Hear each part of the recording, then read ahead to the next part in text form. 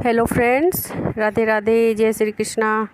Friends, आज हम जो टॉपिक लेकर आए हैं वो है योगिनी एकादशी।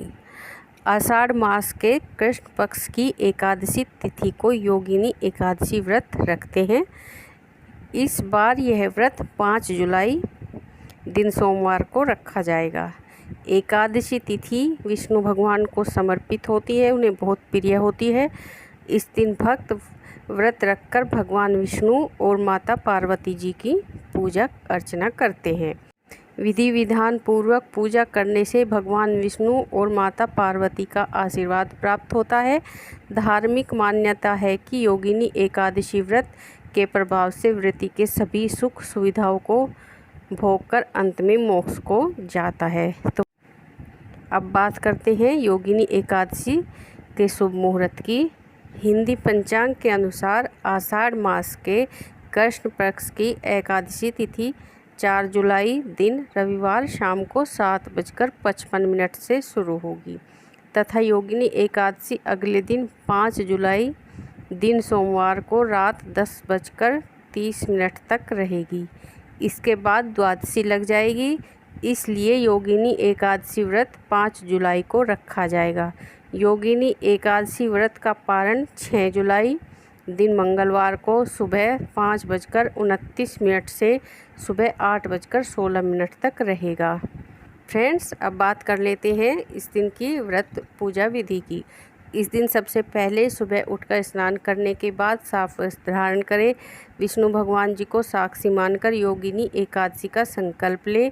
उसके बाद घर में पूजा स्थल पर वेदी बनाकर उस पर 7 धान, उड़द, मूंग, गेहूं, चना, जौ, चावल और बाजरा 7 तरह के आपको अनाज लेने हैं, उन पर रखें। अब विष्णु भगवान की मूर्ति स्थापित करें, उन्हें पीले फूल, पीले फल, ऋतुफल और तुलसी दल चढ़ाएं। अब धूप दीप से विष्णु भगवान की आरती करें। इसी विधि से शाम को भी भगवान विष्णु की पूजा करें।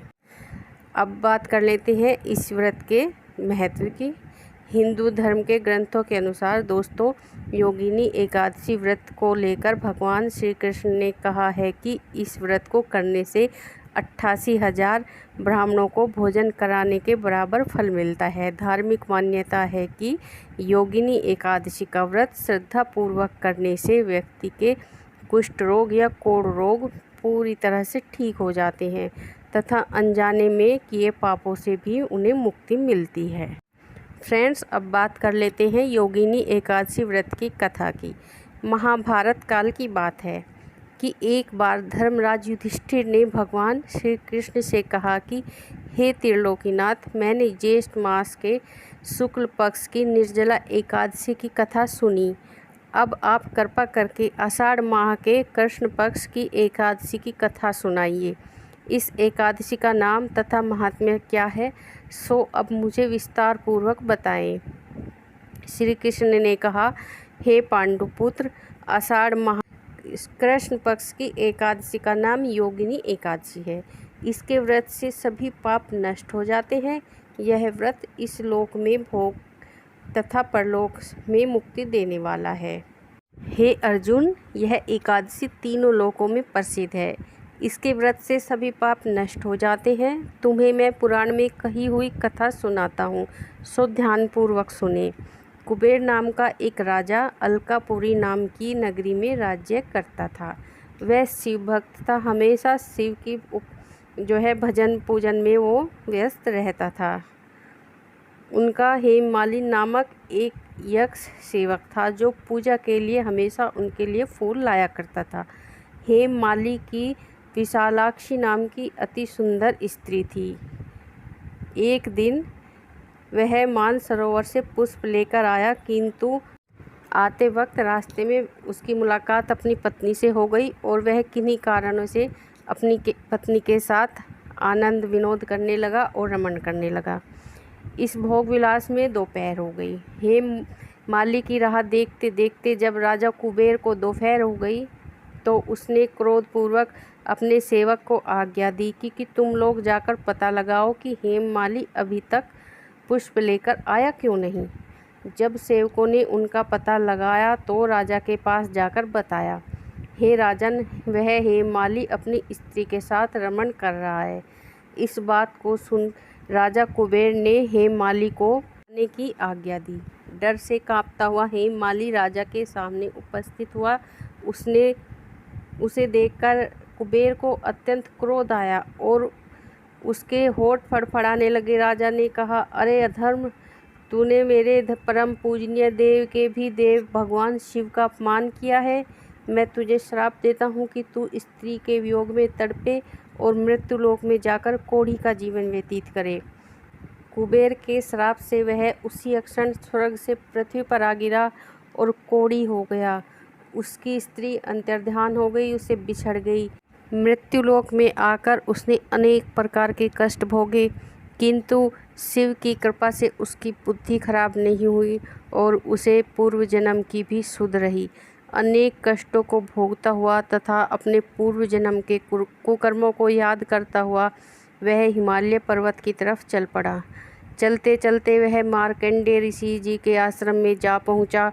वह ऋषि अत्यंत वृद्ध तपस्वी थे और दूसरे ब्राह्मणों के समान प्रतीत हो रहे थे और उनका वह आश्रम ब्रह्मा की सभा के समान शोभा दे रहा था।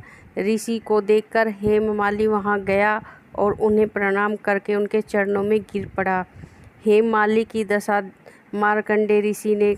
देखकर मार्कंडेय ऋषि जी ने पूछा, तू कौन है और तूने ऐसे क्या कर्म किए हैं कि जिससे तू कोढ़ी हुआ है और इतने भयानक कष्ट भोग रहा है।